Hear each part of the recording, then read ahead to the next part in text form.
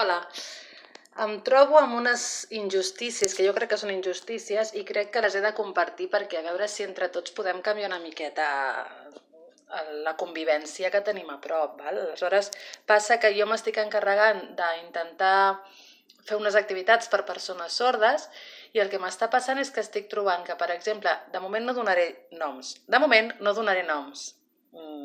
Ho podeu agafar com a una amenaça, si voleu.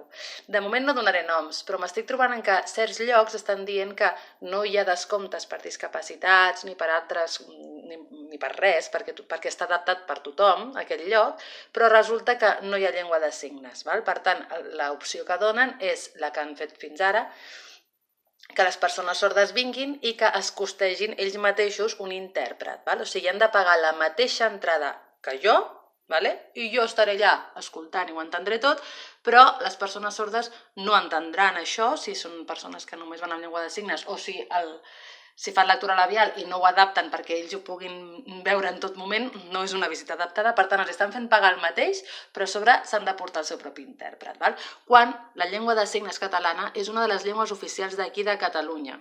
Sí? O sigui, no és dels turistes americans o alemanys o dels turistes o de lo que sigui. No, és la mateixa llengua vàlida igual que aquí.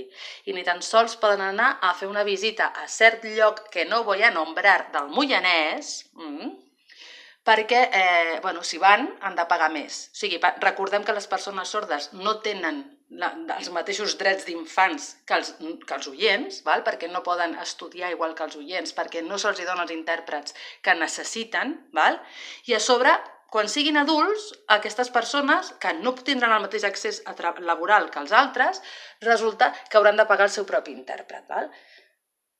Canviem-ho, si us plau. Fins ara no ens n'havíem adonat que era així d'injust? Bueno, canviem-ho, regidor o regidora amb qui hauré de parlar, canviem-ho, si us plau.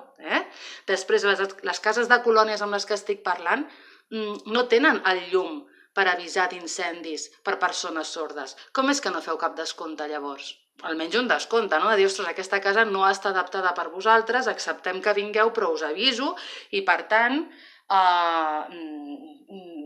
pagareu molt menys, perquè clar, si hi ha un incendi potser us moriu a dins, no? O com ho fem? Com és que estem fent pagar el mateix i jo exposo aquestes situacions i ningú diu, ostres, doncs tens raó, canviem-ho, o pagueu la meitat o zero o posem una solució.